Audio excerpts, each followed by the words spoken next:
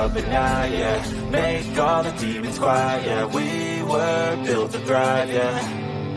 I think that we've all had enough. What keeps you up at night, yeah. Make all the demons quiet, yeah. We were built to thrive, yeah. I think that we've all had enough. Yeah, I think that we've all had enough. Sick of dealing with the old plan. They know that we're calling it wrong. You got me like, oh yeah, I think that we've all had enough. Sick of dealing with the old plan. They know that we're calling it wrong.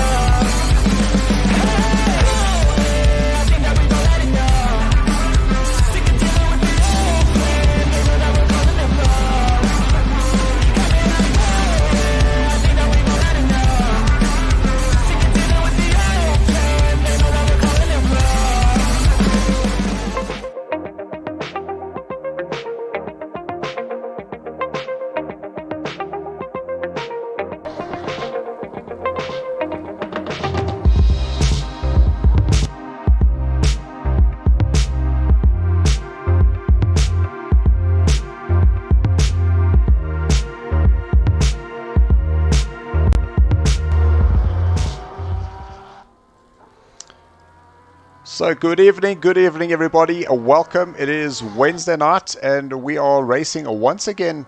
It is a Assetto Corsa and it is our Orion Shopfitters European Tour. We've joined in the qualifying a little bit of a different format here this evening, and that is because we are on a 75-minute race, and within that 75-minute race there is no mandatory pit stop and 2 sets of tires, but as we can see it is raining here at Monza. And in the commentary box this evening I've got Marius. Marius, good evening, how are you doing? Good evening. No, I'm doing fine, thanks. Can't wait to see what's going to happen here. Already I didn't expect a wet qualifying session. That's interesting. And that's because in all the practice that we've had, it's kind of been all over the place. Some damp conditions, some dry conditions, and it really is one of those we don't know what is going to be served. And a bit of a format change here this evening, and that's because now we've got a 10 minutes left of this qualifying session, and 15 minutes. Get as many laps as you possibly want, but with some of the conditions now being wet, we do have an open tire that the guys can get out, do as many laps as possible and get those lap times in. Yes, that well, the rain came a bit earlier than I think what some people thought. Yes, and that could play in everybody's hands.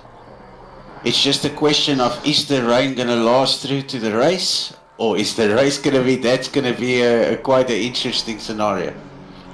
And I'm quite excited specifically with this race, because it's now a completely different strategy. We are not forcing the guys to go into the pits and do a pit stop. But it all depends on whether the conditions are going to change. If the conditions do change, that means the guys will have to go and put on some tires, and that's going to favor some of the guys that possibly wouldn't have made it to the end. Yes, and of course there's the fuel issue as well. Can you save that much fuel that you don't need to pit? It's a very interesting scenario. So just I'm having a little look at the current championship points, and after 2 rounds we haven't got that little drop round yet, but after this evening we will be only keeping the top 2 points. But out in front, right at the top, is Charles Wilken in his Lamborghini, but he's only 2 points ahead of Chris Heineke, who's currently in second in the Porsche. And his teammate, 88 points, so just over 17 points behind him. But then it's Flip van Zyl in 4th for LTR at 84, so 4 points behind Marcus Steyn. Wilfred Robson, 16 points behind in 5th. And Gary van der Haar, he is down in 6th place, with Michael Strivik 7th, Ruben Heineke in 8th, Paul Fenton 9th, and then Jude Neville in 10th position. So a little bit tight up at the top. That is interesting. As you mentioned Chris Heineke's name, he put in a stellar lap there that put him in 2nd so far, just pipping Charles Wilkin off the front row. That's quite very good times in the wet. So just looking at the chats coming through, Lala, she gets first dibs here this evening. Thank you, Lala, saying hello, hello. Are we ready? Yes, let's kick some coconuts. I completely agree with you. She says, I wish it was raining for real here north of Italy. Has been an oven in the past week. Well, we're hoping we are able to send some of the online rain to you, Lala, considering we are racing in your hometown. Flip and Sail going up into 4th place, Jude Neville 5th. This is a very tight qualifying for a wet one, that's for sure. Look at those top 5 times are all in the 53s. Whoa. Jadwat just put in a 52.8 as I said that. So that's half a second clear of Fleming Bauer, who's up at the top as well. And a nice mix in terms of the manufacturers. Porsche, Ferrari, Porsche, Lambo, Ferrari, and then it's Porsche, Ferrari, Porsche, Ferrari, Porsche, Ferrari. And the two Bond brothers down in 15th and 16th respectively in those BMWs. I think they're going to have an interesting time on their hands this evening. Yeah, I reckon in the wet, that little extra weight the Porsche has in the rear, you know, they maybe have some nice acceleration out the corners in the wet. And we know that Monza is synonymous with this T1 crashes. We did ask the guys in the driver's briefing, once again, please just be cautious of it. Be cautious of that concertina effect. The last thing you want to do is ruin your 75-minute race at turn number 1. But it's not only at turn number 1, because you're going to turn number 3. And that you can do side by side, but you've got another chicane, turns 4 and 5. But then through the two Lesmos at 6 and 7, again, is that you're able to make up some time. But coming through Ascari, big sideways moment there for Chris. Yo. But there was an accident in front of him by the looks of it as well. But yeah, he was pushing hard. I could see he was on the limits there. He was really pushing hard. Ascari is another place where that concertina effect can happen, and drivers can lose it through. They're trying to push just that little bit too much, and sometimes things don't always go according to plan. But it's normally after the first 2 or 3 laps, and everybody can just settle, get into that rhythm, and away they go from there. Yeah. Let's see a little bit. Terry Wolford up into 15th at the moment. One of the only Mercs I see around.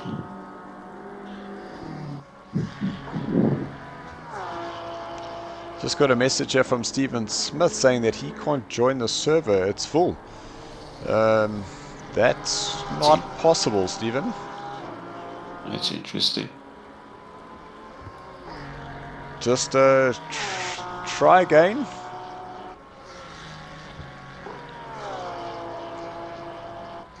Because the server, it is prepped for the 31 entries that have entered into the race. Just looking, Sean Lerero, so he's down in 14th place, looking, he's is battling a little bit with that Ferrari at this point, but I'm sure we'll see him coming up the order a little bit later on. Why does it show that Sean Lerero has a Porsche? Because Sean Lerero is in the Porsche with Jude. Oh yeah, that's right, sorry. I was a little bit confused there for a moment. So that was Charles Wilkin just taking the shortest route on the track, and with it being on his out lap, deciding no need to go through turns 1 and 2, just get this lap in to obviously try and get himself further up the order. Currently sitting in 6th place. And Bash taking off some more time there. Now down to a 1:52.6. Wow.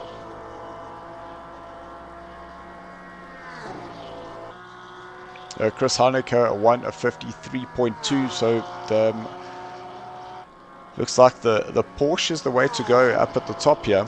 Fleming Bauer currently in a Ferrari.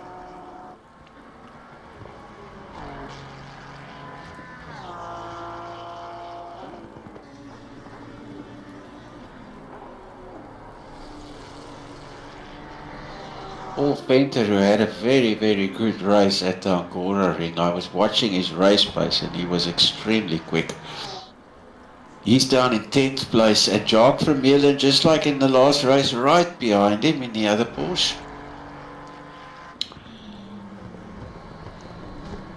We'll see who is strong in the wet today.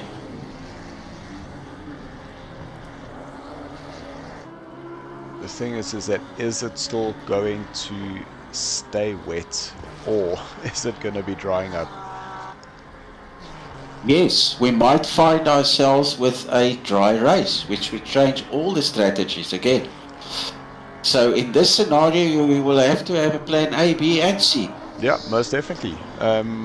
Because, and like I've mentioned, is that when the guys they did a quick simulation in terms of what the probability would be, and it was mixed, like from full wet to dry to mixed, and it wasn't as if it was going to be, well, it's actually going to be wet or it's going to be dry. It was definitely all over the place. As it should be, yeah, as what weather tend to do. You can only make a prediction, but anything can happen. It makes it very interesting. So we are coming into the last minute of the qualifying. 20 drivers currently entered into this race, and we do have Bashir Jadwat in the top spot for now, followed by Chris Haneke. It is then Fleming Bauer in third, Flip van Zyl fourth, Jude Neville fifth, Charles Wilkins sixth, Marcus Dane in seven, Ruan Heineke eighth, Paul Venter 9, Neil Greening in 10th, Jacques Vermeulen. So you see that Neil just split the two there. Jacques Vermeulen 11th, then it is Michael Ostruvic, he's in 12th place, Wilfred Robson 13th, Sean Lerera 14th, Terry Wolford 15th, then the Bond brothers Wayne and Adrian 16th and 17th, Len Neary in 18th, Raphael Tav in 19th, and then Robert Stoltz down in 20. Just checking messages there. Stephen saying still the same. Oh, Stephen, we're going to have to check what's happened, man. Unfortunately, right now, I'm not able to help you. That's a pity. There's a name I haven't seen in a while, Mr. James van der Merwe. James, how's it? Oh, that curb on the outside is so loose. Oh, and both of them are pushing to the limits. That Porsche is, I don't know how it's still sticking. He was going very wide at the exit of that last corner. So here we've got, there's a Michael Fleming as well as Neil Greening, all currently on laps, and this will be the final times in terms of getting a lap time in. So see Michael now heading towards Parabolica, turn number 11, and see on that brakes how that car just slides out. He's really fighting to get that car turned in. Yeah, he had to feather that throttle out there. Oh, he abandons the lap. Was so obviously not going to jump improve. Back to Fleming is out as well, but here comes Neil Greening. So he will across the line, and there we have it. Intense. So whoa, I've got him. While we are waiting for the stream to come up, let's just have a quick look at the track guide. So this is a lap that we had from Ruan. So he now will cross the start-finish line, flying down towards the turn number 1.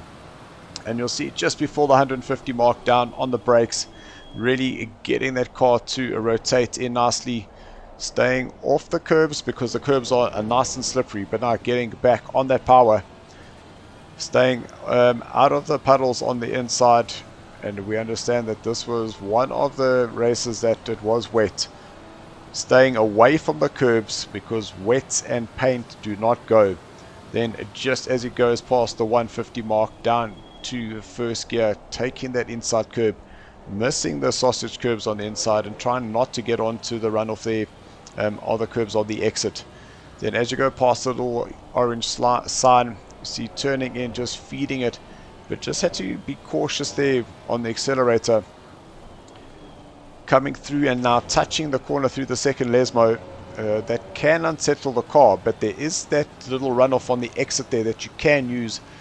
So if you do find yourself a little bit wide, don't worry, you can use it. 30 seconds to go for the start of the qualifying. But now on the brakes, at the 100 meter mark, you see it takes a lot of the inside curb, but being very patient here.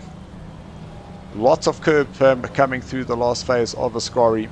Now on the final back straight, heading towards the Parabolica. 75 meters is where he will brake. Get that car turned in. Just be patient. Once the car is settled, you're on the power. Try not go too wide, because if you touch the green stuff on the exit, that is going to compromise your lap. And he crosses line and does a 1:55. Go back to the live screen, because now this is the race. And how's that for quick moving and shaking there? So let's see, we are now heading towards turn number 1. It is going to be green, 20 racers waiting to fly down into turn number 1. And just hope that the guys listened in our driver's briefing. They are taking it easy, but this is it, away we go. Oh, they are. 2 Porsches. Okay, Judd. So looking for opportunities, or Scholl trying to sneak up on the inside there, but so far so good. A little bit of the concertina effect, which is what we expected, but as you can see, the guys have listened. No, there's been contact between Flip and I think that is Chris Heineke. Yes, it was Chris Heineke in the Bulldog Porsche. Other than that, everybody was very cautious. I think he just lost his rear coming on the throttle, and it nicked the car next to him. So we are able to quickly go back. I just hope that I can still get it.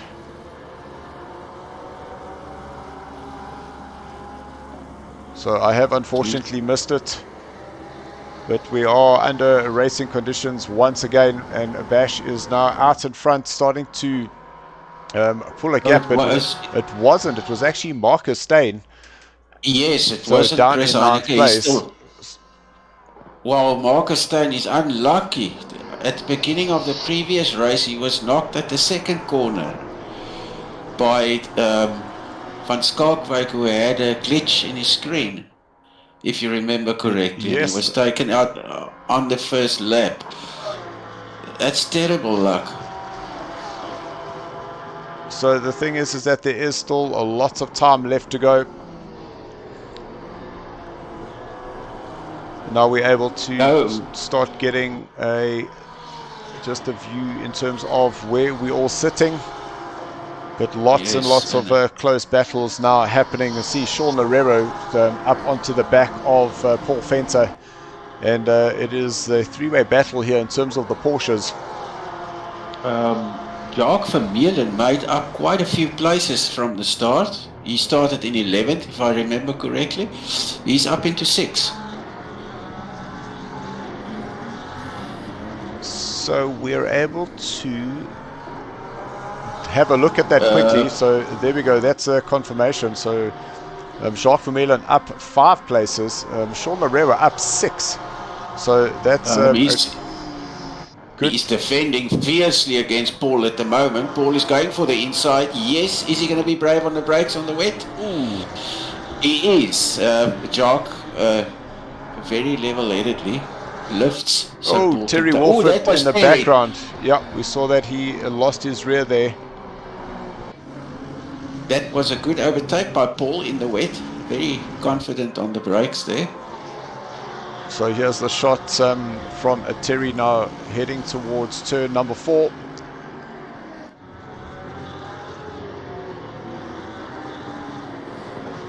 See now on the brakes. Oh, he got a tag. It was Ruan Heineke that just gave him a little bit of a tag there. Yeah, that's unlucky, Terry. Also had the same luck in the last race, just like... So a commenter from Bradley Hendricks saying that he approves of this. Thank you very much, Bradley. We've got Fleming and Neville having a great little battle here. Looked like there was... It said that there was contact there.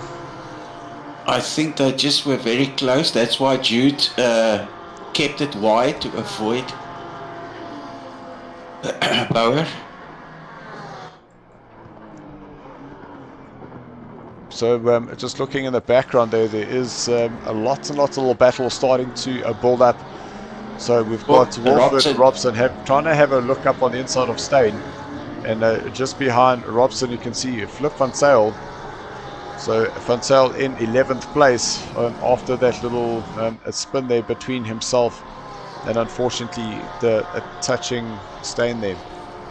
Jacques Vermeulen is right on the back of Paul still. Yeah, no, he's not letting Paul go.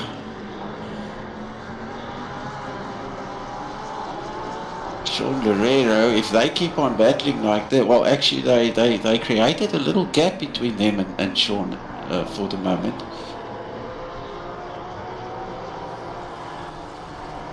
So Flip Van Zyl now within half a second of Robson, so I'm sure he's going to be looking for an opportunity to start closing him down. I see both the Bonds and Lenieri is in the pits.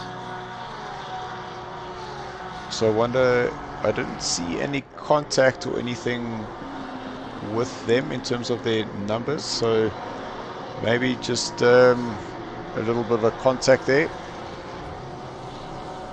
So the 2 Bonds now are heading out of the pits.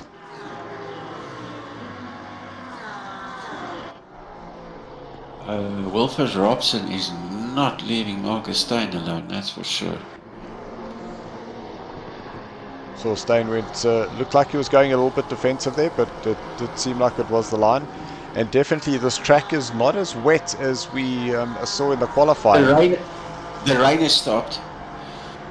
No, it's still falling, but very lightly. Yes, the track is definitely not as wet as in qualifying.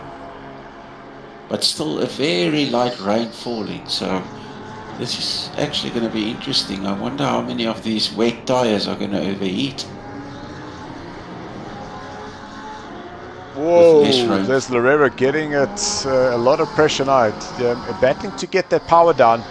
And he's now got Marcus Steyn looking to go around the inside, but that's going to set him up on the inside now for turn number 4. And Sean Larera is going to have a lot of cars in his rearview mirror. Whoa, Robson Flip avoided Robson. Wow. That was a little bit ambitious, getting 3 cars through one corner, but okay. Now what happens here is Greening having a go up on the inside of Van Zyl. Flip, yes. Flip Van Zyl compromising his exit there by going on the outside. Larero's wide, which now I'm sure that's going to allow Robson to close up even more on him. And possibly have a go around the outside, Eden Scary. Yeah, he's sticking to the defensive line. Whoa! Whoa! A little bit of a... That's going to compromise both of them and give Steyn a little bit of a gap there. but that puts that puts greening right back on their backs. So this is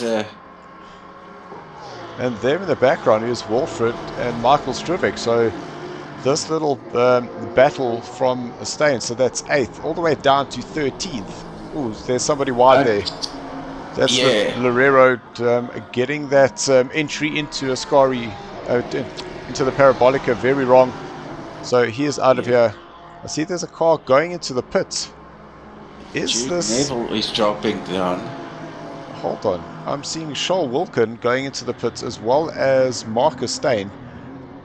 Are they thinking that it is now time for the dry tire? Wow, that's interesting, because there is still a very light sprinkle falling. The rain might be clearing up. I wonder if they are acting too soon or reading the situation right and striking a brilliant strategic move. We'll see how that pans out. Well, I'll tell you what, is that this track is not looking wet at all. No, not at all. No, the track is not wet. And no, I see no more rain falling or sprinkle anywhere. So yes, the rain has cleared up for the moment. This opens up a whole new strategy option, because that means these guys will have pit soon. Yeah, and put on dry tires. And whoever started, started the whoever went into the pits first to go and get those softs is definitely going to have an advantage over a overheating wet tire to be able to get some of the lap times in. Yes, now this is very interesting. Charles Wilkin, we'll see how he read the track, because if he did it too early, he's going to lose more time than what he would gain. And he might make a mistake, and end up with damage. It's a chance you take, but let's see, maybe he struck it right at the right moment. I can't remember who went in with him there in the pits at that moment, but it was Marcus Steyn. No, it was Marcus Steyn. So Marcus Steyn is just behind him. And we just saw Michael Strivik have a great move there on the Loureiro. So the Loureiro definitely seems to be struggling. But now currently the fastest man on track is Fleming Bauer. He's just done a 150.1, and that is only 0.003 quicker than Bashir Jadwat at this moment. Hugh Neville is in the pits. He went in, so he's changing. So it looks like the wet tire will start to overheat from here on now. It will be... So just as an FYI of those who have pitted, it is Charles Wilkin, Marcus Steyn, Wayne Bond, Ruan Heineke, Robert Stoltz, Len Neary and Adrian Bond have gone into the pits already. So now we've got Jude Neville going in as well. So now it's possibly only a matter of time before we start seeing more. I saw a exclamation mark earlier at Jude Neville's. I don't know if he went into the pits because of a mistake and some damage, or if it was a planned pit stop. But anyway, he's out now, and he fed in back in 14th place, just in front of Marcus Steyn still. So this is now side by side with Wilfred and Michael Strivik going too wide through Parabolica. Look, gentlemen, that is how it is. But Terry getting a little bit loose, which means that Michael should have the better run on the exit. Just slots in behind him to possibly get that slipstream. Yeah, that Lamborghini is quick in a straight line, but so is the Merc. Well done. You can just see both of those cars just squirming a little bit left and right as they got into the brakes. Just looking at fastest lap time, that is your race leader. Bash comes sliding out of the first Lesmo. He hasn't pitted yet, and I think those tires are starting to overheat. Well, his last lap was a 149.5, so is absolutely flying. and doing... Those tires won't last long like that. The track is drying up quickly now.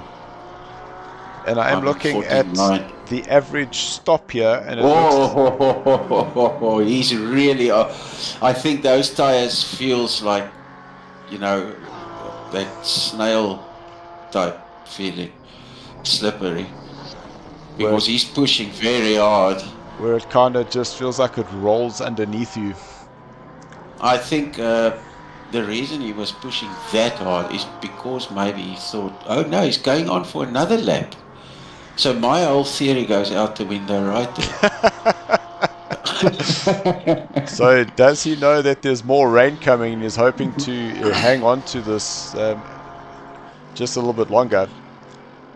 Yeah, or maybe he still thinks he can get good laps on these tires still, you know, but I was watching him and he was really loose, very loose.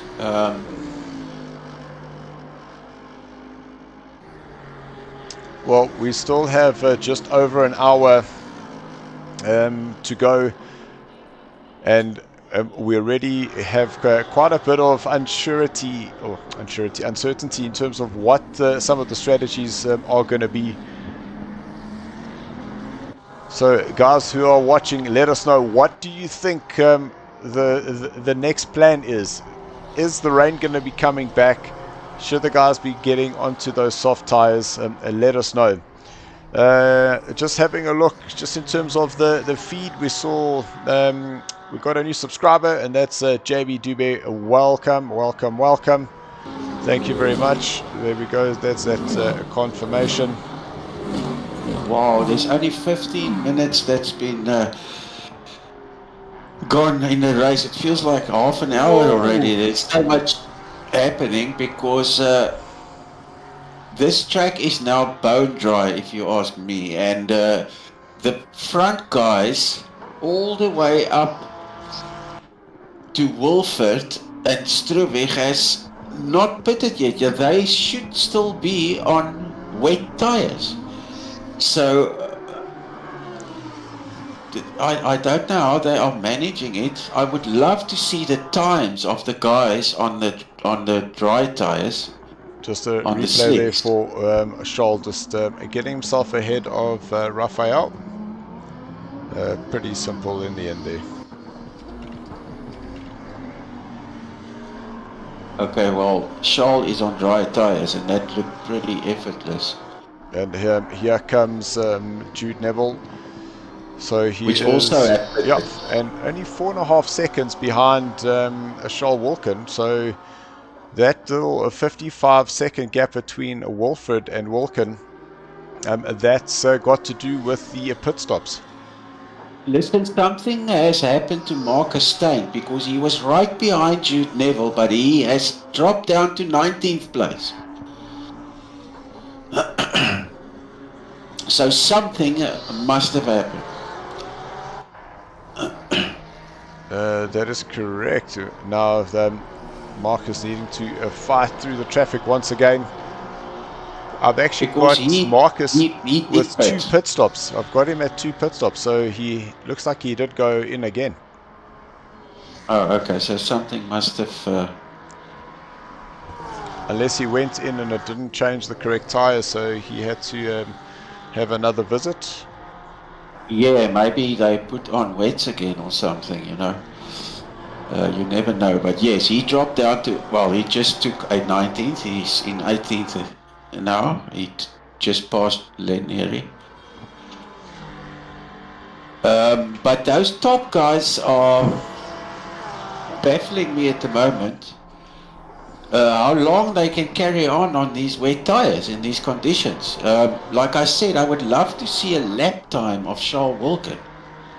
That I can show right now.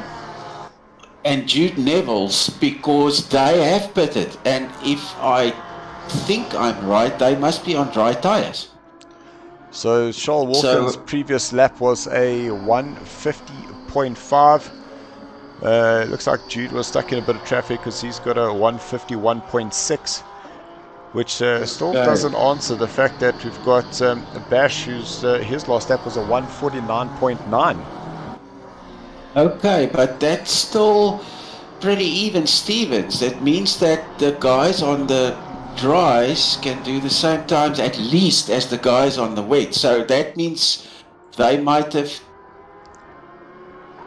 made the right decision to go on those dry tires early, seeing as how long they take to... So a quick little replay of Lorero going through the second Lesmo, taking the tighter line on the inside and getting himself past Rafael. Honestly, I cannot believe how long these guys actually drive on wet tires in the dry. It's been quite a few laps now. I would imagine that those tires would... Well, they should be feeling like absolute snot. Yes. I was trying to think of a word that did not require me to use coconuts, and you just did it. It kind of feels like you're riding on snails. That it kind of feels like it's not quite moving, but it's doing something that it really shouldn't be.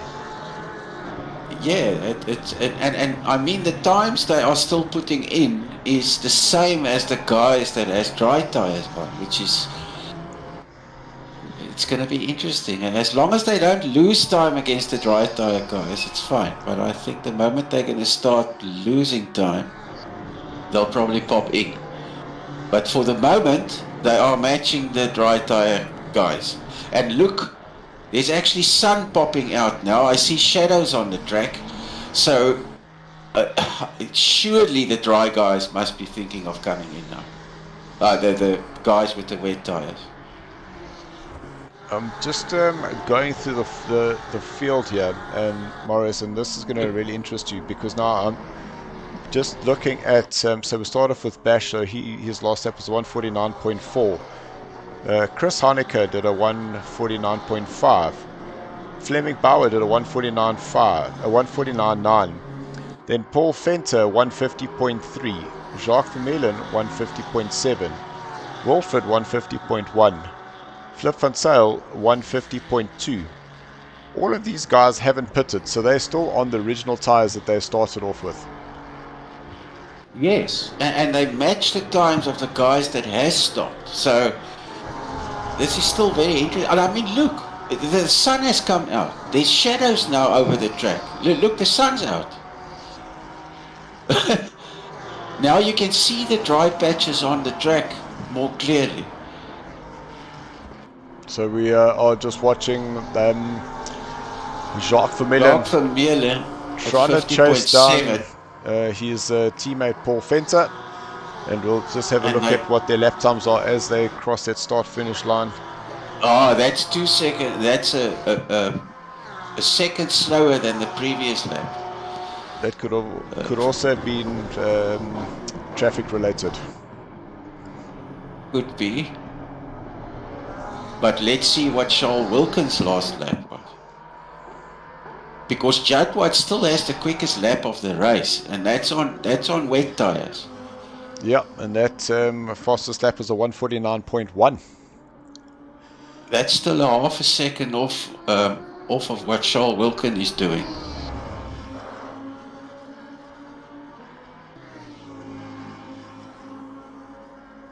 That's interesting. Still 53 minutes left to go, but currently the closest battle is between the two Porsche guys. Oh, was that Heineken? That in the Bulldog Porsche that went was off there? Marcus Steyn. Oh, Marcus Steyn, but he has a horrible luck today. He's off again. Oh, it looked like he had just gone wide there. Yes, he pulled off or something. He just stopped. I don't know if something technically went wrong. Maybe it looked like maybe a steering wheel issue or something. Jacques Vermeulen has been giving Paul Venter pressure right from the start of the race. Paul passed him, and from that moment on, Jacques has been right on his bumper. And they're also still on the first set of tires, whatever that may be. It should be wet tires, which I honestly, I cannot fathom this. It still doesn't make sense of how that's even possible. Yes, those tires should have been overheating long ago, unless these dudes started on dry tires, but I cannot imagine that.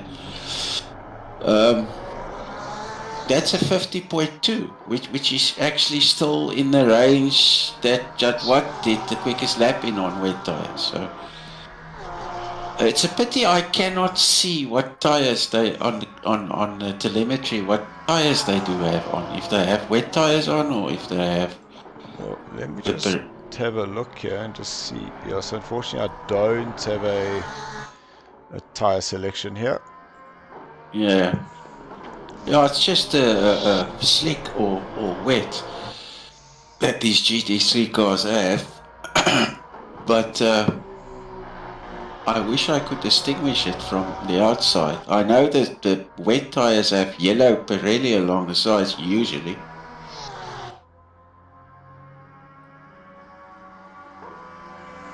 Is that a move to the inside? Sure. Jacques just having a little show there as they approach through Ascari. Yeah, no, these two have a great race. Okay, it's just same as the last race. Flip van Zyl has made up quite a few places. Am I right in saying that Flip already pitted, or has he not? No, Flip hasn't pitted.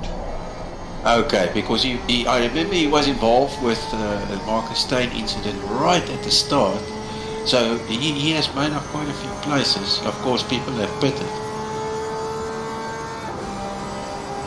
So we're on board with Jacques Vermeulen.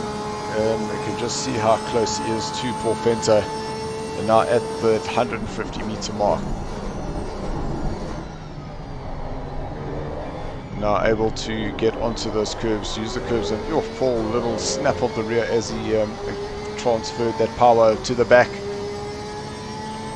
Now flat out here through turn number 3. Yeah, and then hard on the brakes. Just want to see how much of this inside curve Jacques is taking. Nice. No, he's not riding them hard, which is the right thing to do. If you hit those sausage curves a lot, it starts damaging your car. Just looking at Paul when you went in there, it looked like the car's not quite hooked up. It looks like it's just floating a little bit. So is that the sign of things to come? Well, if I mean, they're still on the first tires. And then they've been driving on a dry track now for how many laps? Oh, we've got Michael Strubik that's had a little incident here. Yeah, so I'm really, I'm a little bit baffled as to how these guys can drive. Oh! Assumingly, that I would expect from someone that's been going on dries all the time, on wet tires up to now. Yeah, so that just looked like going into the first Lesmo. The rear just couldn't keep up with what he had asked of it. Yeah. It just looked like it over-rotated. Yes, but those front guys are nailing it on that first set of tires still. Still matching the pace of guys that have stopped. So... Man, oh man, these driver interviews afterwards are going to be absolutely incredibly interesting. Yes, I would love to hear exactly what, how these guys, you know, for instance, what Wilkin did in the pits. Did he have wets on and change to dry tires? Because if you for a moment can just see what Charles Wilkins' last lap time is, it must still be higher than Jadwat's. Jadwat still has the quickest lap, so nobody could yet go lower than a 49, whether they have wets or dries on. Yeah, so Charles' last lap was a 149.8. So that actually was his quickest lap, and as he now approaches the line, does he go quicker? 150.2, so slightly slower. Lowest. Yeah, Bash's fastest lap was a 149.1. So Bash is still really putting in extremely fast times there. Okay, so clearly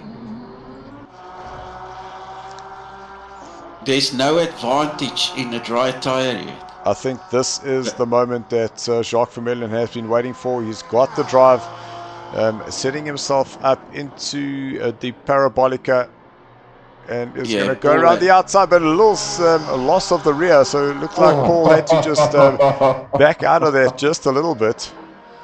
Paul's going to repay that with a bit of the same into the first corner. Let's see what happens. I think Jacques won't defend that too harshly.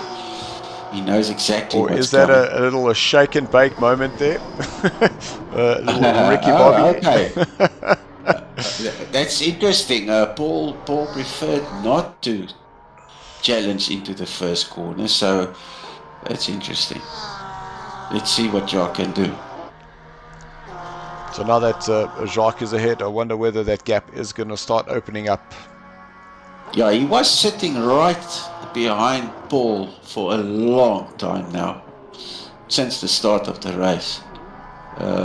They still haven't changed their tires.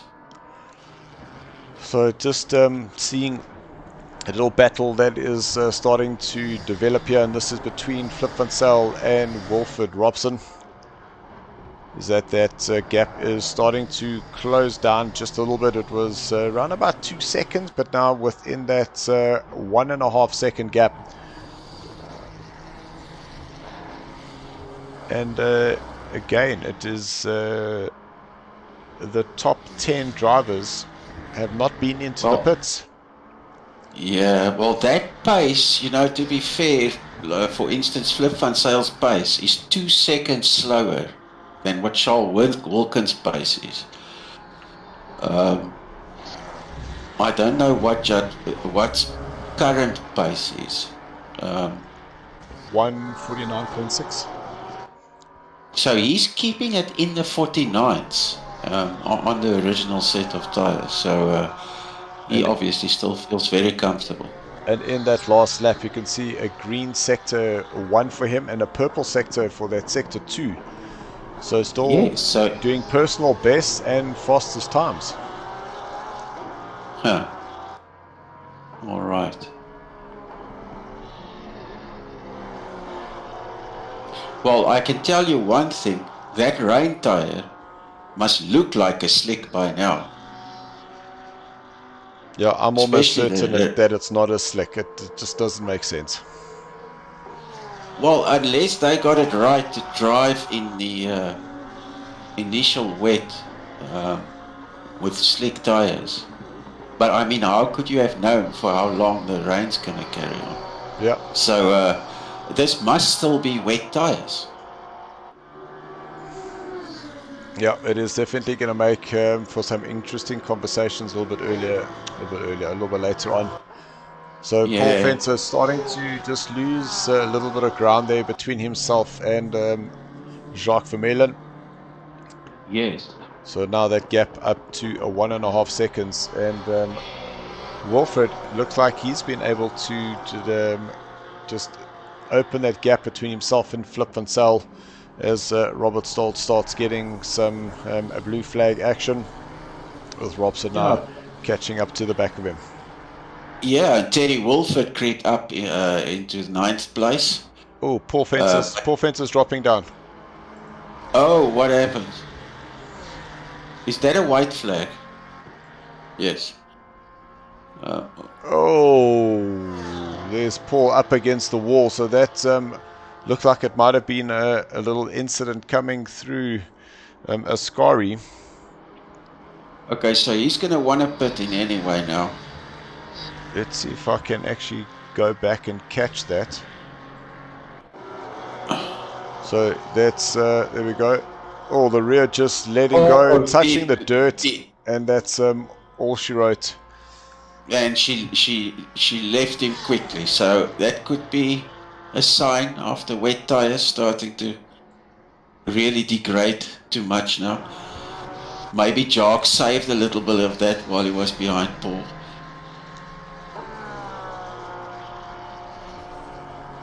So that's that's Paul now going through turn number 3. Oh, he did not go into the pits. No.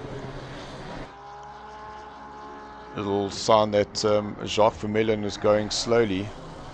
Yeah, why?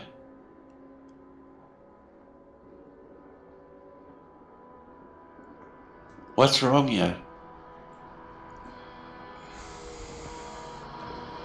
There's only one way to find out. Does he have a flat tire, or what's going on? So is he running out of fuel? There already you can see that he is going slow, and that was 30 seconds back. So unfortunately not getting what the actual problem is, but this is now going to drop him away down the order, because now Neil Greening getting himself a position. I am totally confused with what's going on here at the moment. Why is Jacques going so slow? Did he get damaged? Is he going into the pits? Whoa, he's right on the racing line.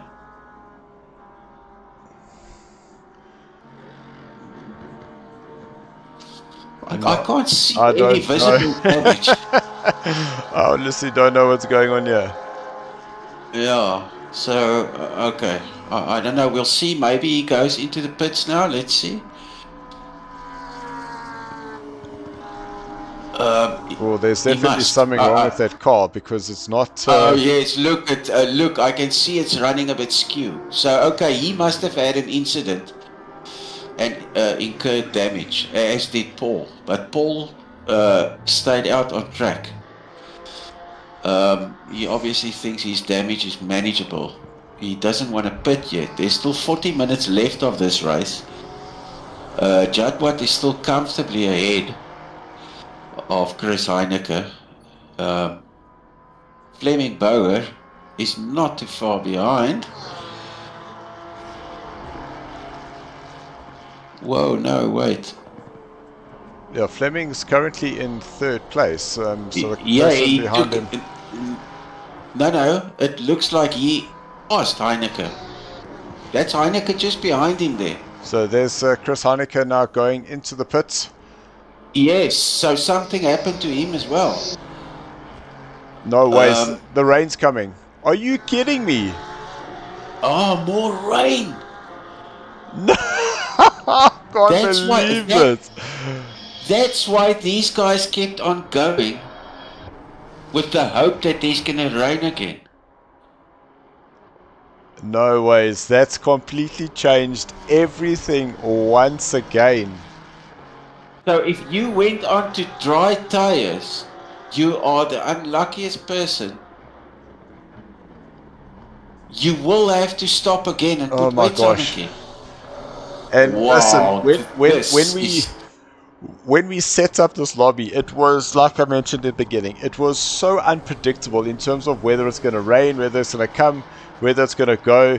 And I did not expect it to rain, go away, and then come back again.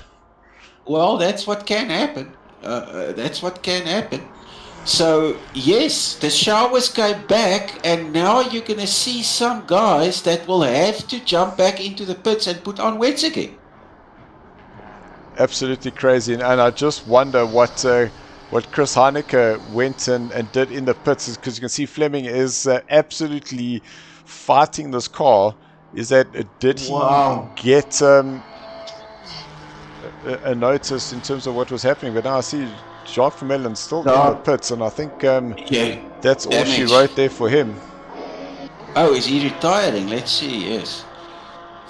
But the guys that stayed on in the wets was absolutely a stroke of genius, because they were obviously hoping that it would rain again. You know, maybe the weather did predict that it could possibly rain again. Yeah, wow. So, okay. Maurice, it does look like Jacques is out, because he's already been in pit lane for 177 seconds. Okay, then something happened that caused him to retire from the race, which is a pity because he and Jock had good pace. For him and Paul Venter. I mean Paul Venter, yes, which is in 5th place at the moment, who hasn't stopped and should still be on the first set of wet tyres. Now, here's my next question. Did Charles Wilkin change to dries or to a new set of wets? That means that means okay that they're gonna have fresher wets than the guys that hasn't pitted yet. Yep. Well, so I'm here looking at Michael Struvic. Okay, so Michael Struvic hasn't been into the pit, so he's still on 0. So he's still got his original tires. Just looking at, so he's now chasing down Chris Heineke. Michael did a 153.7, so 252 for Chris. So let's just see what the comparison is between these two in terms of what their tire set is that they're using. But this race has just gone all over the place. It kind of feels like I've lost track of what the heck is actually going on here. Yeah, because you'll have to stop for fuel anyway, I think. You'll have to put a little bit of fuel in somewhere along the line.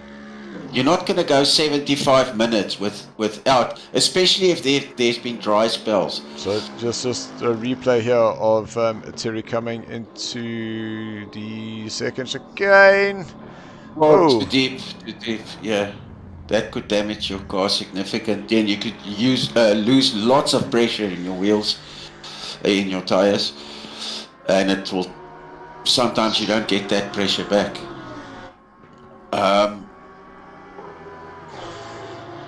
Yes, this is really very interesting. You know, did Charles know about the prediction that it could rain again later and just decided to top up with fuel and put a fresh pair of wets on? Oh, hold on. We've got Paul Venter off. Wow, that's the second time he's off. He's got significant damage on that Porsche. I can see some... coming into Parabolica. So far, so good. So he touches the outside. Oh no, it's a disconnect. He disconnected. Maybe his electricity went off or something. How unlucky is that? No, man. That's a real pity. So we lost Paul due to a disconnection. He was up in 5th place. So look. That moves Terry Wilfred, who also hasn't pitted yet. Yes, he's up into 6th place, still on his original tires. My only question is does these guys have to splash and dash? Like I said, it's highly unlikely that your fuel can last for 75 minutes. Oh, Terry's hot again there. But just this time, just being able to hang on to that. Yeah, I think that original set of wets should be quite iffy at the moment. So if Charles Walker did just put another wets on, then they would be obviously in the advantage position at the moment. So looking at Charles' lap time, so he's doing 53.0s. So he's going 2 seconds quicker than Michael Struvic ahead, 2 seconds quicker than Chris Heineke. So Terry made a mistake there, previous lap, and it's a 2.0. Same times as Neil Greening, a second quicker than Flip. Oh, there goes Terry. Whoa, yeah, as Robson. Yeah, I think Terry is struggling with those tires. I mean, the guys that's been going 45 minutes with that set of wets over the dry spells, they should be struggling with that set. Can you just see what Jadwat's times at the moment is? Because so we can compare that to Charles Wilkins' times, who theoretically is on fresher tires. So Bash 152.2 versus Scholl 153.0. And he's still quicker. This Bash is whoa! No man! Whoa! That was a moment on the rear. as he came on the throttle. The story in fact, is still going to unfold, because look what's happening. Wilken in the pits, Neville in the pits. Wilken in the pits for the second time now. So he must have... It must have been the gamble. Must have been the gamble on the slicks. Yes. It looks like Bash is very tentative into turn number 1. So could this be a pit stop there for him? Because Fleming is currently in second. He's going into the pit. So it looks like it is going to be a mass pit stop at this moment. Yeah, because these tires, like I said, these guys have to add fuel. And of course, these tires that from the start must be pretty in an awful condition at the moment because of that dry spell. If you did that whole dry spell on wet tires, they should be quite puchai at the moment. So Wilfred Robson is now moving up into a second place.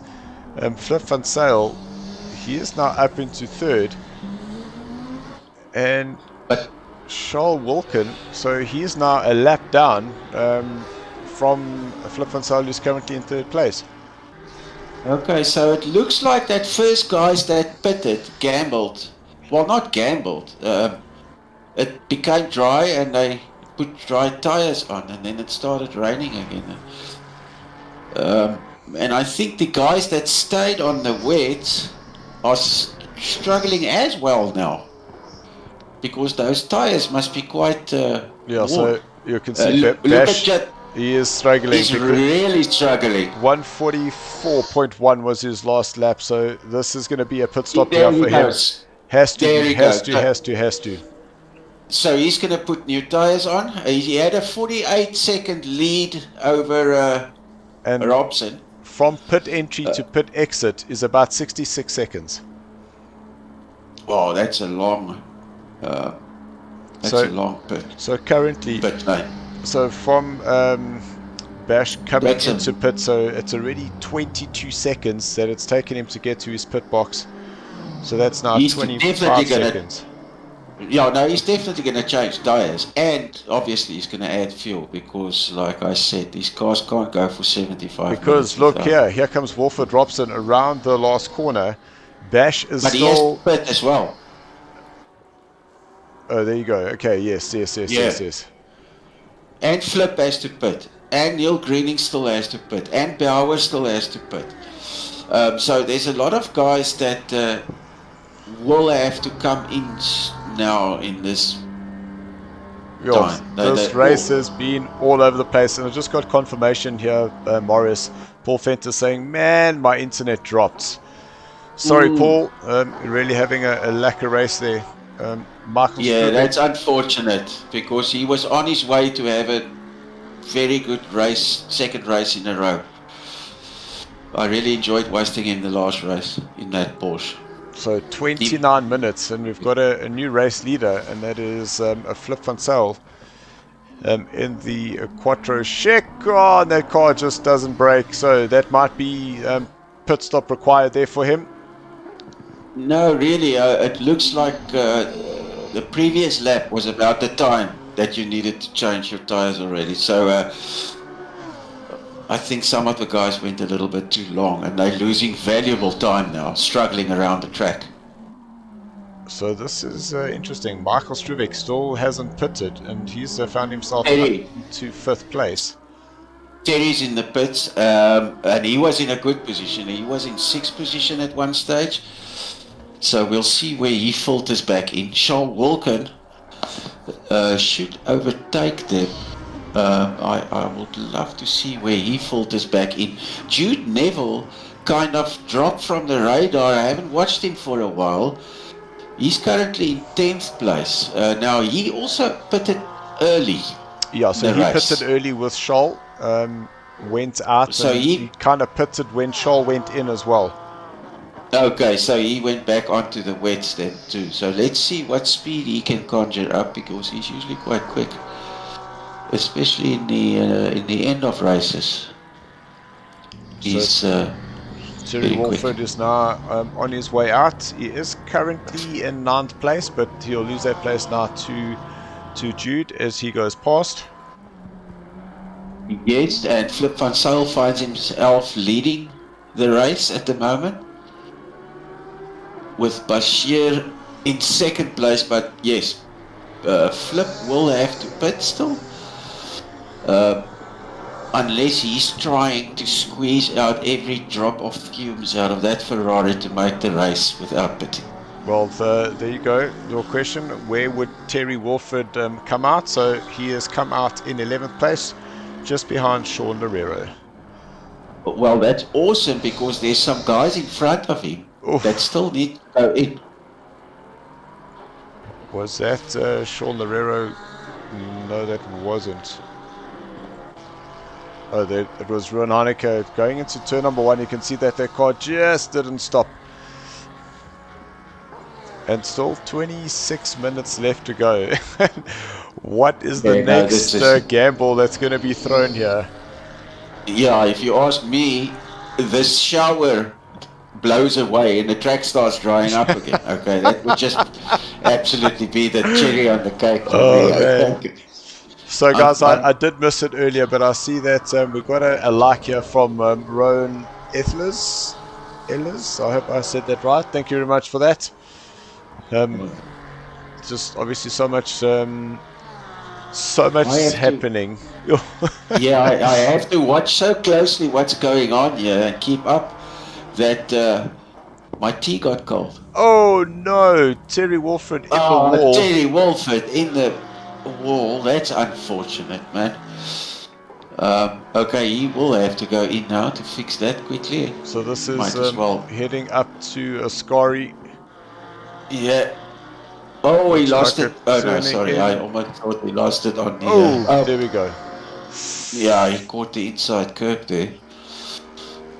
A bit too much, which unsettled the car. Right. It would be interesting now to see what Van Zyl is going to do. But 4.8 seconds, around 5 seconds, that Bashir is... So there we see Bash coming in the background, and Flip van Zyl really struggling to get this car turned in. You can see now Jude Neville just going to unlap himself with... I'm sure that's a tyre issue. Oh yes, now Flip will have to pit now, if I would advise him to do that, because if you lose too much time, whoa! Bash on the limits through that last corner, using every single inch of available track. See car number 21, drive-through penalty cleared. That was Terry Walford who got a drive-through penalty there. That's a pity. He's still in 12th place though. So that's now the battle for first and second. There he is now, and Bash having been able to close up just about 5 seconds within the 1 lap. Yeah, that's a sign that the gamble that Flip's going to go another lap, or is he going to go to the pits? No, another lap. Oh, he's staying out another lap. That's quite brave, to tell you the least. Because you can see he's struggling to get that car stopped and out the corners. I mean, Bash is really looking to... and Bash went to the pits, so he obviously got some fresh tyres on. Yeah, he's just... Flip is the only driver that hasn't pitted here this evening. Oh, is he the only one? So everyone is... Okay. Because remember, there's a couple of guys with 64 seconds is that pit stop time that you're losing, and that's from pit entry to pit exit. Yeah. Well, Charles Wilkin and Jude Neville both pitted twice already, and they are in 7th and 8th place.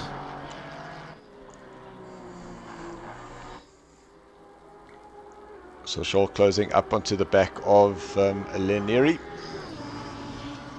Yeah, Then there's just moving no... to the inside. You can see a little tap of the brakes allowing Shaw to go past. The only difference there, Morris, is that while Shaw is in 7th place, you can see he's nearly 30 seconds behind Neil Greening, who's currently in 6th. Yes.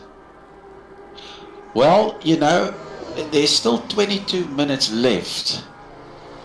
And let me tell you something. A lot of little things can still happen. So I'm watching the gap here from Fleming and Van Zyl now, because that was 15.3 seconds. So it's about half a second now that he was able to make up in the last sector. And looking at lap time, so Van Zyl a 1:59.2. Fleming's last lap there was a 1:54.4. Oh, that's 5 seconds. So That's a huge that's 5 difference. seconds. Yes. I wonder why Flip is not going in. Does he know something that we don't know? Because I cannot imagine why you would want to lose so much time.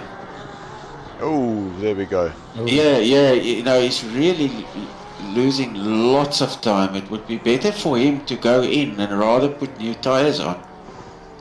So if we start doing a quick little calculation, that's going to drop him almost between the likes of Neil and Scholl. Yeah. Because that's far. That's 18, 721 plus another 30. Sure.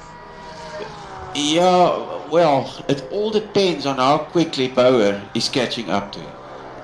There's 13 seconds, so in the last few corners, that was almost a second he made up. So it won't be long before Bauer is up to Van Zyl. I would still think it would be better to get fresh tires on and just... Got a message from Lala saying keep pushing Flip, so we can see who Lala's supporting this evening. But already down to 11.9 seconds, so Flip is definitely losing lots and lots of time now. Yeah, that's Lerero. But I think that he's the type of guy that will just put it out there, just keep fighting and try and come away with a 3rd place, even a 4th here. Yeah, if he can keep it on the track and defend the 2 positions behind him. Well, I can't remember, he qualified, I can't remember where he qualified now. He would still make Morris, up a few the beauty about it is that we don't have to remember, because we can bring this up. So Flip Van Zyl is up 2 from where he qualified. So he qualified in 4th? Correct. Okay, well, if he can at least end in that position, then he had a very, very good strategy. But look at the time ticking down between him and Bauer. Bauer made up about 3 seconds while we were talking in the last couple of laps. So he's going to pretty soon have to defend Bauer and Heineken. So he might lose 1 position more than what it would still put him in the top 5, which is still very good. Yeah, it would be a strategy that will pay off. Brave. Yeah, and brave, basically. I mean, he hasn't changed tires yet. No.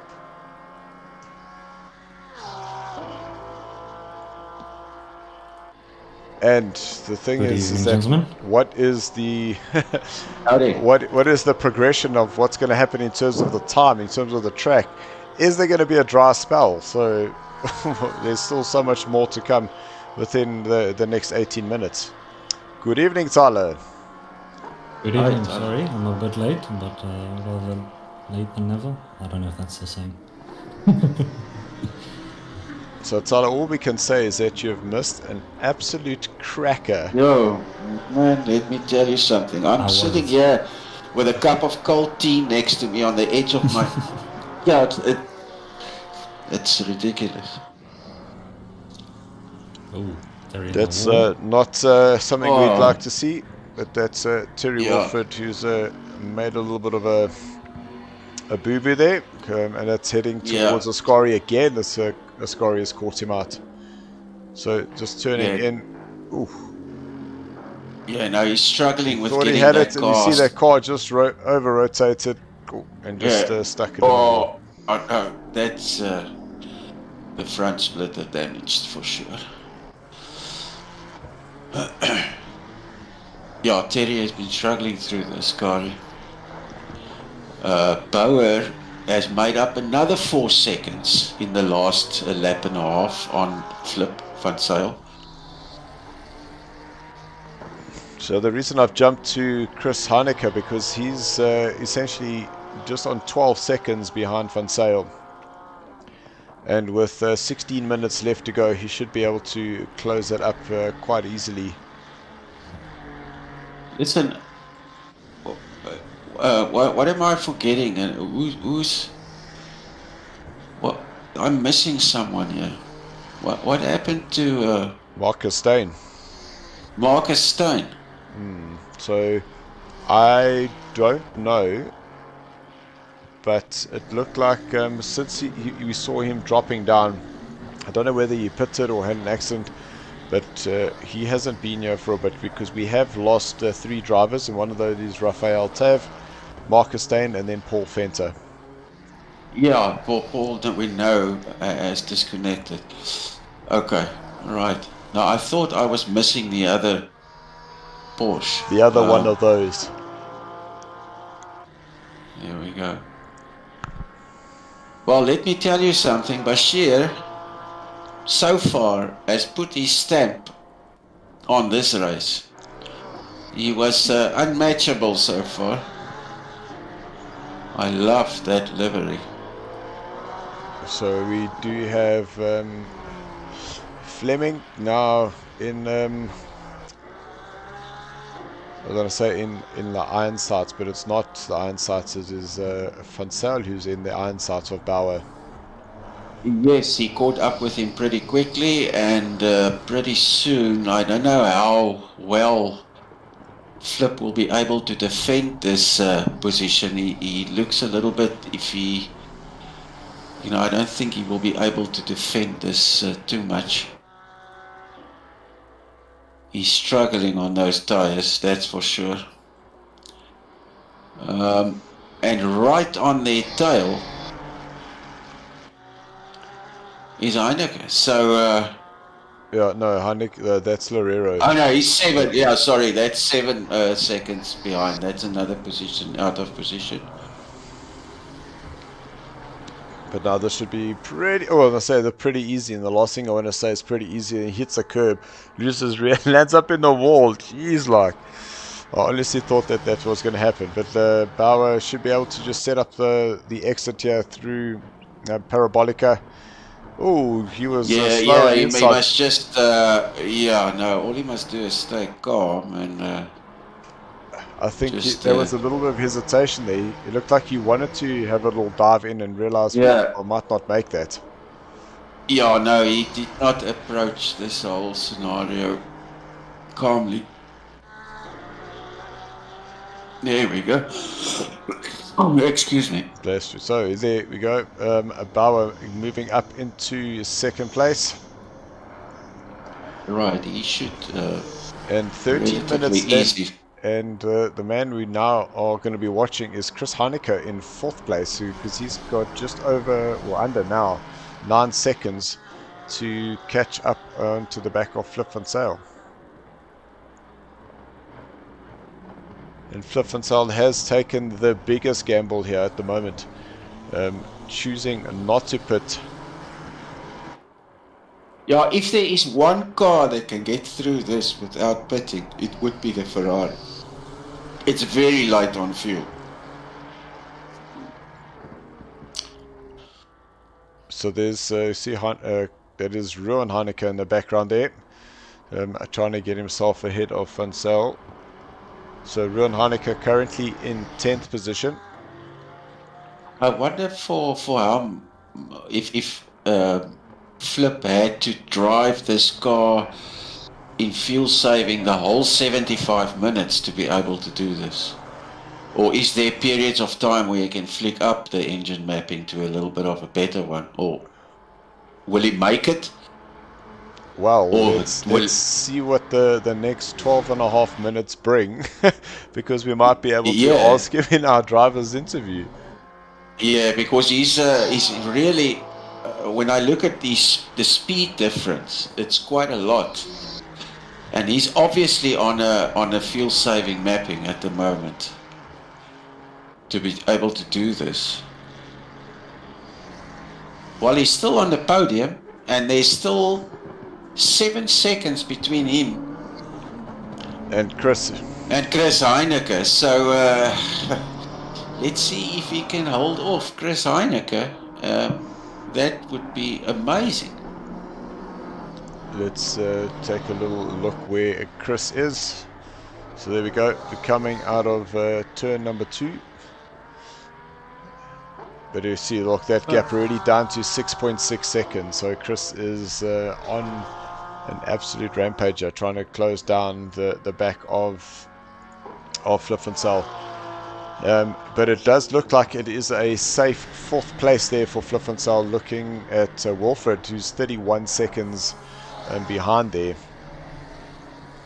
Yes, which would be a very good result, seeing as that's where he started the race. So that is amazing that his strategy actually doesn't even make him drop a position. That's absolutely astonishing. And a very, very big mix of 1 stop and 2 stops. So Charles Wilkin and Jude, as well as Loureiro and Ruan Heineke, 2 stops for them. But then it is Bash, Bauer, Chris Heineke, and Wilfred Robinson and Neil Greening, who went for that one stop strategy. Yeah, well, the gamble. It was definitely a gamble. Yes, it looks like the guys who stuck it out are the ones that made the right decision.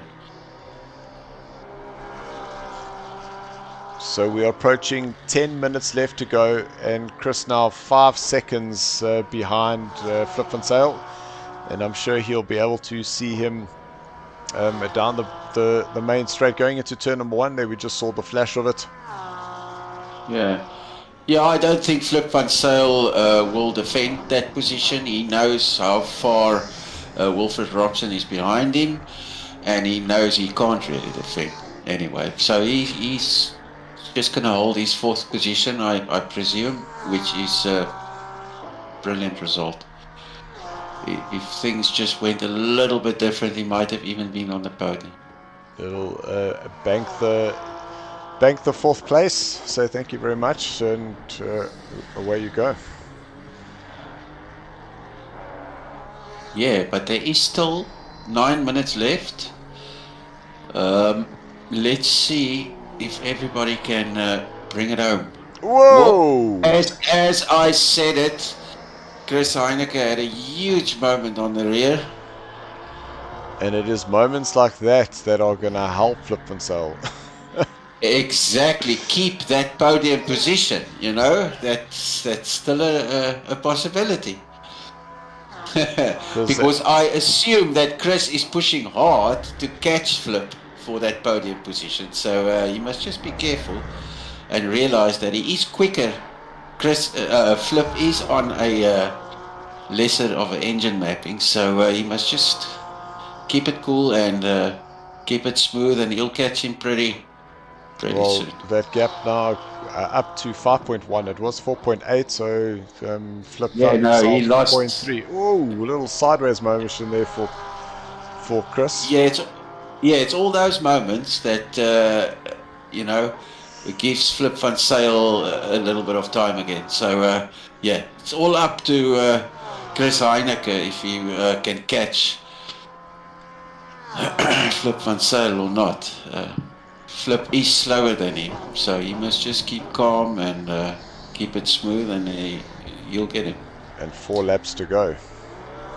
He must not let the adrenaline make him push into those corners or get a bit too eager on that throttle. Just saw a little warning that Rowan Heineke was a little bit slow coming out, but it does seem like everything is under control.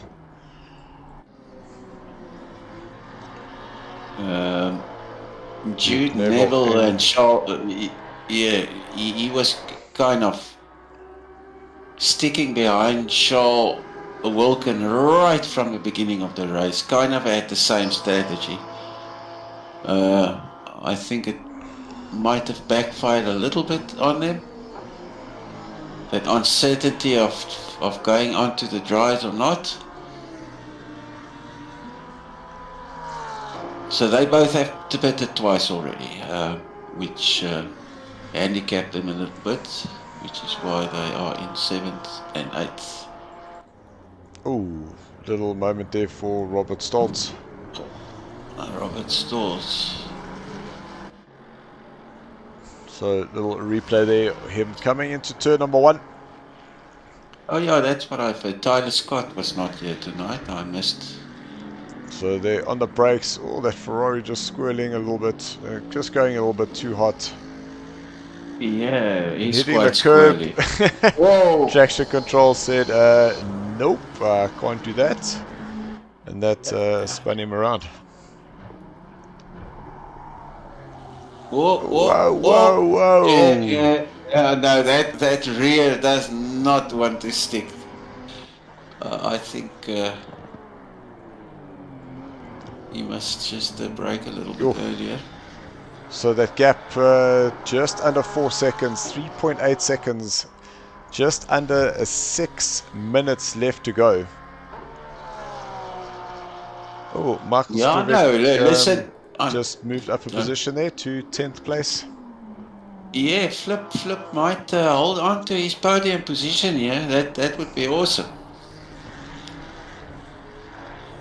Let's see if he can hang on to that. He's catching in quite quickly now. Whoa, but you see, it's things like that. And that's when... And that's around the same corner where it happened the previous time. Every time when he comes around there, he's a little bit too eager on that throttle. So it must have cost him a little bit of more time again. Well, there you go, because it was 3.8. It's now 4.3. So that's a 0.5 of a second that Chris has now lost on Flip van Zyl there. And interestingly enough, I'm looking at the last laps between Flip van Zyl and Chris. Flip did a 55.9 and Chris did a 54.9. So there was only a second difference. So if Flip is hanging on to a second a lap, there's 2 laps plus the one that Bash is on. That means that Flip is going to be able to hang on to this. There's a chance that if Heineke keeps his head level and just keep it smooth, then he will obviously increase his chances. But Flip has every chance to defend this position. He can... Yeah, so the total gain on Flip van Zyl there is that Flip got himself 0.3 of a second in the back, in his pocket there, just from that lap. Well, there it is. Almost, he made up about another 3/4 of a second. There, it's now a second. So if Chris just keeps his head level, but I know how it is. You can see that car in front of you. You want to come on that throttle a bit earlier or wait a little bit longer on the brakes into a corner. So... from the one Heineke to the next, this is Ruan tracing down Michael Strivik, 0.7 of a second here between the Ferrari and the Lamborghini driver. And I must say, I'm very impressed with how Michael has adapted from the McLaren into the Lamborghini. He really has taken to this car very well. So now into the second Lesmo. Yeah, Jude Neville made up almost a second now on Charles Wilkins, so I'll just keep my eye on that. So it looks like Michael is still on the inside there, coming through Ascari, but he is just going to back out, let Ruin go through. So that is great driving there for the two of them. Yeah, and his brother Chris Heineke is made up another second, and he's only 2 seconds behind Flip van Zyl. But now there's only 2 laps left to go, because so it's going to be on the line. Race leader. It's going to be, he's going to catch up to him on the last corner, on the last lap. So let's see how this works. Whoa! Holy moly! So that was Bash going through the first Lesmo. Yeah, that was a big moment there. I almost slipped off the couch. That was a moment and a half. That he's really pushing very hard, and I don't think he needs to. He's 19 seconds ahead of Fleming Power. So that was Flip. Yeah, unfortunately, a little mistake there for him. So he now drops down into 4th place. Yes, and that is the position he started this race in, which is amazing. And I just want people to remember, Flip van Zyl has not stopped yet in this race. He has not put on a new set of tires, where everybody else, and I'm looking at the different times, it looks like everybody else has had that 30-second stop. Van Zyl, well, he is 4 seconds a lap slower than the rest, but he almost had a podium, which is quite amazing. Interesting strategy. It's always nice to see someone doing something totally different. And this result is actually a very good result. Yeah. So he did take a gamble, and it nearly paid off. But in terms of his qualifying, he hasn't lost or gained anything. So most definitely a great result for him. Yeah, very, very good. He lost nothing. So very, very good. Well, it's still 8 seconds left on the clock. That means we are on the last lap of the race.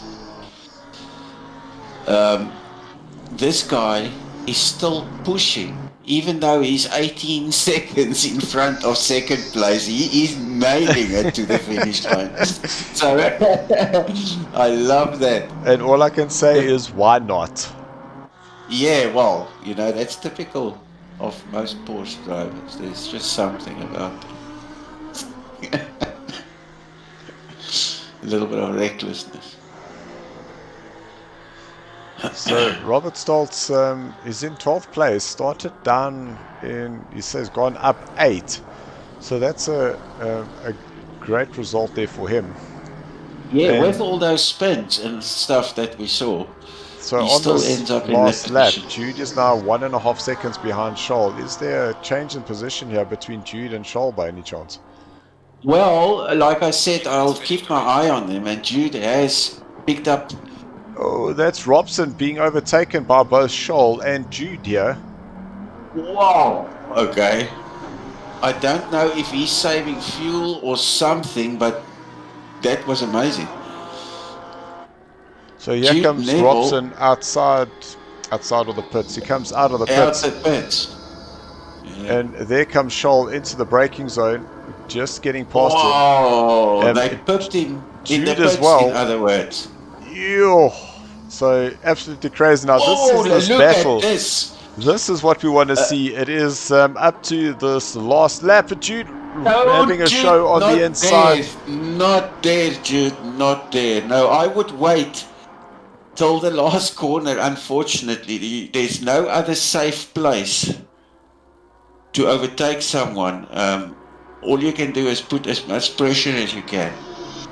But if you try and take it into this Ascari, you're going to compromise your exit into the last corner. So all he needs to do now is stick it right on his bumper and make sure to get a good drive onto He So I'm tried. just gonna. There's But your winner Bash Bauer in second, Heineke third, Van Zyl fourth, and now Neil Greening. But we come back to this last battle as they head up into the last corner, going through Parabolica. It's going to be about who's going to get the better drive out, Yes, and it right. looks like Scholl has been able to hang on to that. And across the line. Let's see. Yo, what a great finish there for them. No, nice. Well, 10 out of 10 for trying there for Jude Neville. He made up lots of time in the last couple of laps up to Scholl. This was a very, very exciting race, I must say. I fully enjoyed this. Jeez, it just so much stuff happening throughout the race. The different conditions definitely came into play here, and man, oh man, this is awesome. Something that you actually can't write in a script to say, well, what we're going to do is we're going to get a little race going, and then all of a sudden we're going to let it dry out. Some of the guys that would have been on tires. No. That's not what I wanted to do. Sorry, guys. I'm back. I clicked the wrong button. I was supposed to unshare. I don't blame you. You're so excited after this bloody race. It's unbelievable, man. Like I said, I almost slipped off my couch a couple of times. That was an amazing race. Right, guys. Let's just check who has joined us in the comms box. I see we do have a Bash Chris Morris is here. Let's see, and Fleming has just joined us. So we are gonna just cut across to that screen. Well done, guys. It was awesome race to watch, all of you. Bashir, you were just another level. There were a couple of times where I held my breath around that last corner where that ass of yours just wants to. It was amazing to watch. I said to Dylan at the end, I can't believe it. You're 20 seconds ahead, but you're still pushing to the limits all the time. It's awesome to watch. Nice one. It was fun. I think the car is quite fun to drive. Man, I'm a Porsche guy. I'm also a Porsche guy. That's why I enjoyed watching it. Anyway, well done, all of you guys. It was awesome. Thanks. Thank you. Okay, guys, somehow our driver interview screen has just decided that it's not going to work, so we'll just keep some of the stuff in the background. But let's go to you, Chris. Man, oh man, what a hectic battle there. Chasing down Flip Van Zyl in fourth, and it looks like he decided that he wasn't going to go in and do a pit stop. So out of all the drivers, Flip Van Zyl didn't pit, and you were closing up the time, but it was just those little errors every now and again that just made it a little bit harder for you. Yeah, it was tough out there, eh? Yes, I realized there that Flip didn't pit, was not going to pit, because we saw we catching him quite, at one point catching him 5 seconds a lap, and then as the race went on, my tires got worn and overheated and this and that, and started sliding all over the place, and then that gap the time difference got smaller and smaller, and at the end I'm lucky to get it to that second last lap. Just cutting it close, but it was great racing, huh? Yeah, there was definitely awesome. a few times where you're on the limit, just touching the runoff there, and again having to re-get the some of that time that you had lost. Yeah, no, it was hectic. Starting on the slicks was the right option, and then I had to put early for fuel. I actually put in fuel only for 60 liters in the car. So it was just before the rain got there, so I had to pit for wets and just drive a dry track for a bit there in the beginning.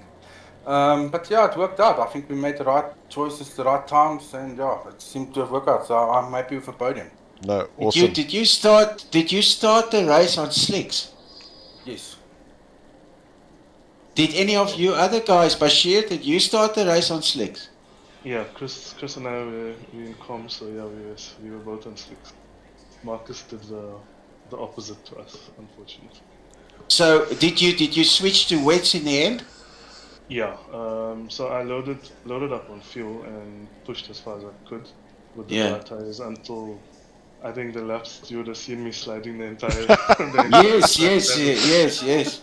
So yeah, that was when I was asking Chris what were his lap times. So I was judging the pace, and then I came in as soon as I saw that my times were a bit Okay, slower. so I could not figure out your tire strategies. I could not figure it out for the life of me. So now I know you all started on slicks, and then in the end changed. So the hell, man, well done, even more so. Okay, well done, awesome. Awesome. Fleming, let's just go to you quickly. Just in terms of your strategy, obviously you had to have started on the sticks as well. Yeah, definitely. I think it was the right option to take the slicks at the start. So the question I have is, obviously we don't have line of sight of what that rain schedule is looking like. Was it saying that the rain would be ending in 10 minutes? What was the call to go, okay, listen, we're going to start on slicks, and if we have to go into the wets, we'll do that later? What made you start on those slicks? No, definitely. When we saw the rain had a minus on, just decided to take a chance on it. I went out also with 110 liters on fuel, so I think that helped a bit on the weight of the car. And yeah, just pushed through. Eventually, second lap when it started raining again, I went for pits and put the weights on. Okay, and so it seemed to work out quite well. Definitely a great risk. And part of the thing that myself and Morris were discussing is that at one point the top six were still on the same tires, but doing the same pace as the guys that had to stop, and looked like they went off the slicks, off the wets onto the slicks, but were doing very similar times. And it was a top six that had pitted, but the hadn't pitted, but the rest of the field had. So it completely confused us here in the comms box. Yeah, so that means that Charles and Jude, for instance, they pitted early, so they had to go onto. They were probably on wets and had to go on slicks. On the slicks, yeah. When the track dried out, and that's why they stopped twice. So correct. That makes sense now. Okay, awesome strategies, guys. Awesome. And then let's go to you, Bash. I don't want to say an easy race out in front, because obviously you still have to bring it home. But your first race here with SARCO, just in terms of this format and the unknowing in terms of what the server's going to offer. Something interesting or something that you'd rather not do again? No, I enjoyed it. I think this mixed weather made it very interesting. This was actually my first race in the Porsche, so I've been driving the Ferrari up until now, so it was quite a pleasant surprise. But yeah, I enjoyed it thoroughly. I think on my favorite time. No, absolutely awesome. And guys, thank you very much. To all those guys that joined us on the stream, thank you so much. We always love the comments, and remember, just keep them coming, because all the drivers do go back and watch the streams afterwards. A shout out to our main sponsors, and that's Orion Shopfitters. Guys, all the details are in the description below.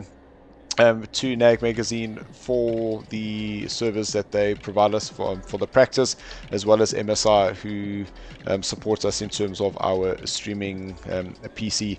Thank you very much, and don't forget, we will be racing in 2 weeks again. Unfortunately, there is a little bit of a gap leading up to the next race, but then we go back into the sprint races, so another format and another set of different results. Thank you to Morris for joining me in the comms box. It's always lekker to have you joining us, and Tyler, hopefully we see you at the next one. Yeah, tell you it was a pleasure, guys. Tell you the truth, I'd rather be racing. Listen, I hear you. I hear you. Yeah. No, it was awesome, guys. Well done. So, guys, we'll see you in a couple of weeks' time. So, all I can say, guys, is until then, keep racing, keep practicing.